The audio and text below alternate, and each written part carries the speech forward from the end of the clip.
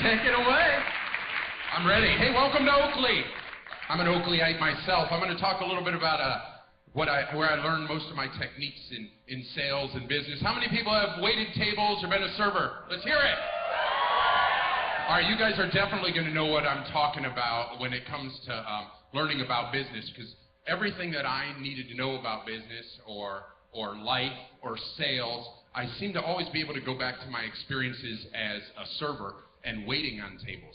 I realized very early that each time that I went out to develop my business, that everything doesn't always revolve necessarily around me.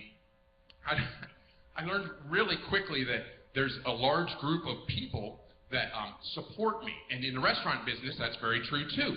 You have, people that do production and cooks and bussers, and of course our hostesses, who we have to know really well. I know there's a few hostesses out there.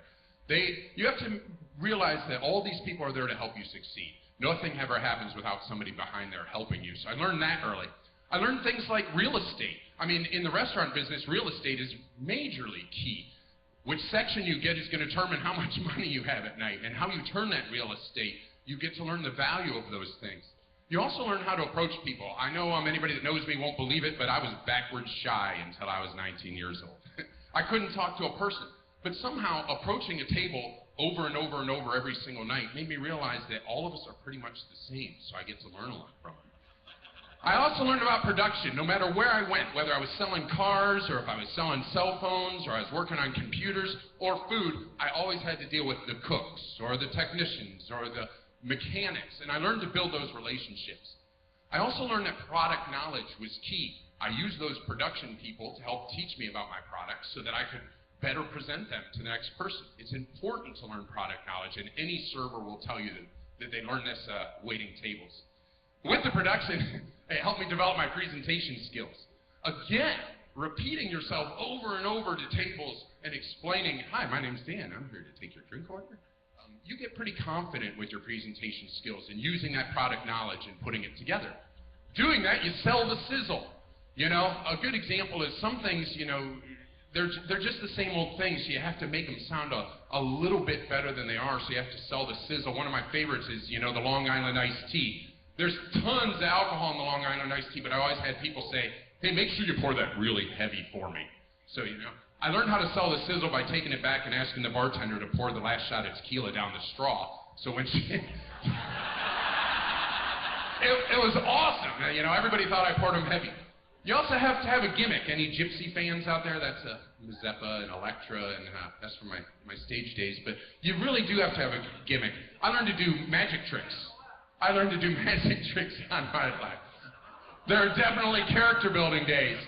Anybody that knows me knows that I never have a bad day. I only have character building days. When you're at a restaurant, you're going to have a day that not everything goes right.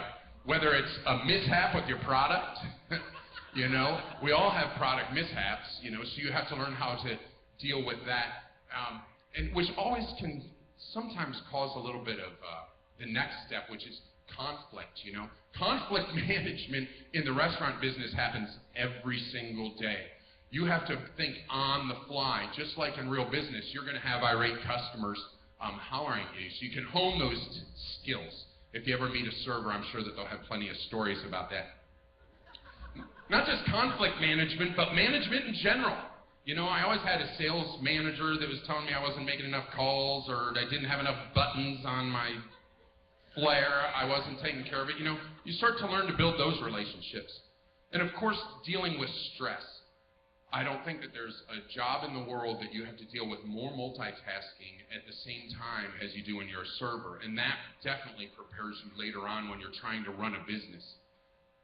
Compensation, sales, commission, how much you sell, all comes down here. And I'm not even touching on the skills that you have to do as far as profit and loss statements, when you settle up with the bartender and everybody at the end of the night.